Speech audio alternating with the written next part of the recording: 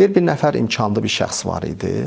Bir gün öz işçilərini qonaq çağırdı, süfrə açdı, qonaq çağırdı və yemək yedikdən sonra onların qarşısına bir Quran qoydu, bir də bir miqdar pul qoydu. Bir onlardan soruşdu.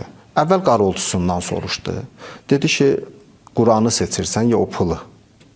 Deyir, o qaroltusu qayıtdı, ona dedi ki, mən yalan deməyə ehtiyac yoxdur ki, mən Quran oxuya bilmirəm. O da Quranı götürsəm mənə nə faydası olacaq ki? Elə faydalısı mən üçün budur ki, mən pulu götürəm, pulu götürdü, seçdi.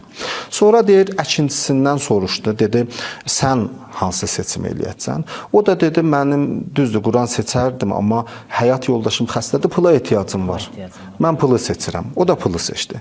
Sonra deyir, bir digər işçisindən, aşbazından soruşdu ki, sən nə eləyəcəksən? Dedi, mən mütaliə eləməyi çox sevirəm, amma vaxtım yoxdur. İşim o qədərdir ki, mütaliə eləməyə vaxtım olmur. Ona görə Quranı götürsəm, mütaliə də eləyəməyəcəm qalacaq. Elə mən də pulu seçirəm. O da pulu seçdi. Amma bir cavan oğlan da var idi. O heyvandarlıqla məşğul idi. Bu kişinin heyvanlarını saxlayırdı.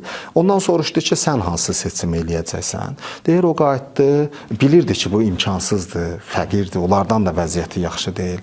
Dedi, özünə ayaqqabı alacaqsan, yanına yemək alacaqsan. Bilirəm, sən də elə